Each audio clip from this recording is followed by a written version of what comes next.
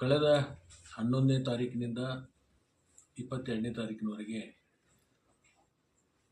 ಅಧಿವೇಶನ ಇರತಕ್ಕಂಥ ಸಂದರ್ಭದಲ್ಲಿ ನಾವು ಬೆಂಗಳೂರಿನಲ್ಲಿದ್ದೀವಿ. ಮಹಾರಾಷ್ಟ್ರದ ಕೊಯ್ನಾ ಇರ್ಬೋದು, ದೂಧಗಂಗಾ, ಪಂಚಗಂಗಾ, ವೇದಗಂಗಾ, ವಾರಣಾ ಇವು ಅನೇಕ ನದಿಗಳ ಪಾತ್ರದಲ್ಲಿ ಮಳೆ ಹೆಚ್ಚಾಗಿ ಇರೋದರಿಂದ ಆ ಮಳೆ ಪ್ರಮಾಣದಿಂದ ಇವತ್ತು ಕೃಷ್ಣಾ ನದಿ ನೀರು ಹೆಚ್ಚಿನ ಪ್ರಮಾಣದಲ್ಲಿ ಬರ್ತಾ ಇದೆ. ಇವತ್ತು ನದಿ ಪ್ರದೇಶಕ್ಕೆ ನಾವು ಅಧಿಕಾರಿಗಳು ಹೋಗಿ ವೀಕ್ಷಣೆ ಮಾಡಿಕೊಂಡು ಮತ್ತು ಮುಂದಿನ ದಿನಮಾನದಲ್ಲಿ ಏನಾದರೂ ನೀರು ಹೆಚ್ಚಾದರೆ ಏನು ಮಾಡಬೇಕು ಅಂತಕ್ಕಂಥ ಚರ್ಚೆಯನ್ನು ಇವತ್ತು ಅಧಿಕಾರಿಗಳ ಜೊತೆಗೆ ನಾವು ಮಾಡಿದ್ದೀವಿ.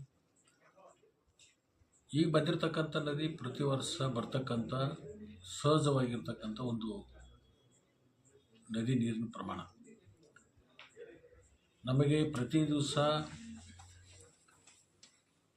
3 ಲಕ್ಷ ಕ್ಯೂಸೆಕ್ಸ್ಗಿಂತ ಹೆಚ್ಚಿಗೆ ಬಂದಂಥ ಸಂದರ್ಭದಲ್ಲಿ ನಮಗೆ ಸಣ್ಣ ಪುಟ್ಟ ತೊಂದರೆಗಳಾಗಲಿಕ್ಕೆ ಪ್ರಾರಂಭ ಆಗುತ್ತೆ.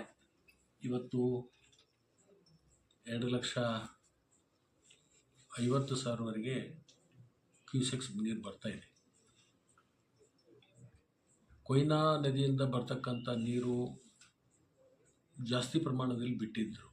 ಅದು 80,000ದಿಂದ 90,000 ಕ್ಯೂಸೆಕ್ಸ್ವರೆಗೆ ಬಿಟ್ಟಿದ್ದರು. ನಿನ್ನೆಯಿಂದ ಅದನ್ನು ನಿಲ್ಲಿಸಿದ್ದಾರೆ. ಡಿಸ್ಚಾರ್ಜ್ ಅಲ್ಲಿಂದ ಕೇವಲ 2,500 ಕ್ಯೂಸೆಕ್ಸ್ ಇದೆ. ಅದು 80ರಿಂದ 90,000ವರೆಗೆ ಏನು ಬಿಟ್ಟಿದ್ರು, ಅದರಿಂದ ಸ್ವಲ್ಪ ನೀರಿನ ಪ್ರಮಾಣ ಹೆಚ್ಚಾಗಿತ್ತು.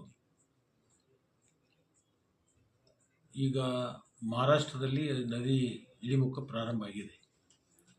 ಸಾಂಗ್ಲಿಯಲ್ಲಿ ಸುಮಾರು ಒಂದು 4-5 ಅಡಿ ನೀರು ಕೆಳಗಡೆ ಬಂದಿದೆ. ಗಡಿ ಭಾಗದಲ್ಲೂ ಕೂಡ ಇವತ್ತು ಮಹಾರಾಷ್ಟ್ರ ಕರ್ನಾಟಕದ ಗಡಿ ಭಾಗದ ಜೋಗುಳ ಗ್ರಾಮಗಳ ಕಡೆಯೂ ಕೂಡ ಇವತ್ತು ಇಳಿಮುಖ ಪ್ರಾರಂಭ ಆಗಿದೆ. ನಾಳೆ ಅಥವಾ ನಾಡಿದ್ದು ಇಲ್ಲಿನೂ ಕೂಡ ಇಳಿಮುಖ ಪ್ರಾರಂಭ ಆಗ್ಬೋದು ಅಂತಕ್ಕಂಥ ನಿರೀಕ್ಷೆ ಒಳಗಿದ್ದೀವಿ ನಾವು.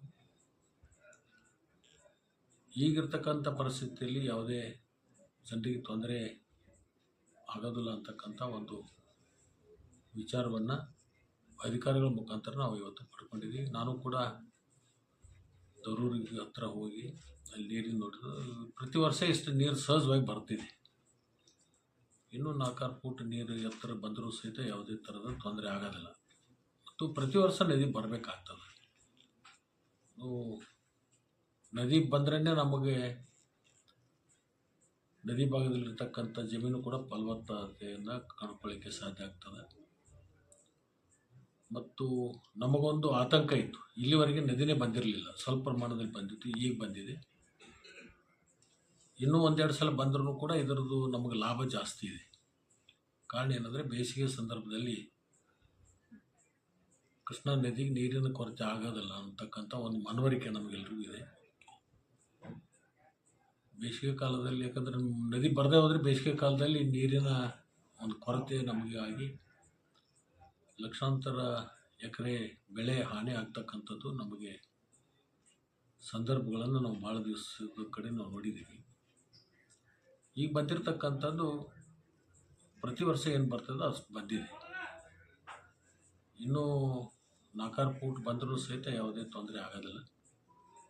ಆದ್ರೂ ಕೂಡ ನದಿ ಹೆಚ್ಚು ಬಂದರೆ ಮುಂದಿನ ದಿನಮಾನದಲ್ಲಿ ಅದಕ್ಕೆ ಪೂರ್ವ ಸಿದ್ಧತೆ ಏನೇನು ಮಾಡ್ಕೋಬೇಕು ಅದರ ಸಿದ್ಧತೆ ಕೂಡ ನಾವು ಮಾಡ್ಕೊಂಡಿದ್ದೀವಿ. ಯಾಕಂದ್ರೆ ನಮ್ಮ ಅಧಿಕಾರಿಗಳಿಗೆ ಪ್ರತಿ ವರ್ಷ ಇದರದ ಪ್ರಾಕ್ಟೀಸ್ ಇರೋದರಿಂದ ಮತ್ತು ಅವರಿಗೆಲ್ಲರೂ ಕೂಡ ಏನು ಮಾಡಬೇಕು ಏನು ಮಾಡಬಾರ್ದು ಅನ್ನೋವಂಥದ್ದು ಸಂಪೂರ್ಣ ಅವರಿಗೆ ಒಂದು ಅರಿವಿರುವುದರಿಂದ ಯಾವುದೇ ಥರದ ತೊಂದರೆ ಆಗೋದಿಲ್ಲ.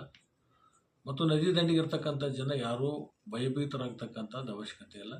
ನಾವೆಲ್ಲ ಸಿದ್ಧತೆಯನ್ನು ಮಾಡ್ಕೊಂಡಿದ್ದೀವಿ. ಮುಂದಿನ ದಿನಮಾನದಲ್ಲಿ ನದಿ ಹೆಚ್ಚು ಬಂದರೆ ಅವರೆಲ್ಲರನ್ನೂ ಕೂಡ ಸುರಕ್ಷಿತವಾಗಿರ್ತಕ್ಕಂಥ ಸ್ಥಳಗಳಿಗೆ ಒಯ್ತಕ್ಕಂಥದ್ದು ಇರ್ಬೋದು. ಅವರಿಗೆ ಅಲ್ಲಿ ಹೋದ್ಮೇಲೆ ಕಾಳಜಿ ಕೇಂದ್ರಗಳಿಗೆ ಮತ್ತು ಅಲ್ಲಿ ಏನು ಊಟ ಉಪಚಾರ ಏನು ಮಾಡಬೇಕು ಅದನ್ನೆಲ್ಲ ಕೂಡ ಮಾಡ್ತೀವಿ. ಈಗಿರ್ತಕ್ಕಂಥ ಪರಿಸ್ಥಿತಿಯಲ್ಲಿ ಸಾಮಾನ್ಯ ಸ್ಥಿತಿಯಲ್ಲಿ ನದಿ ಇದೆ ಅಂತಕ್ಕಂಥದ್ದು ನಮಗೆ ಮನವರಿಕೆ ಆಗಿದೆ.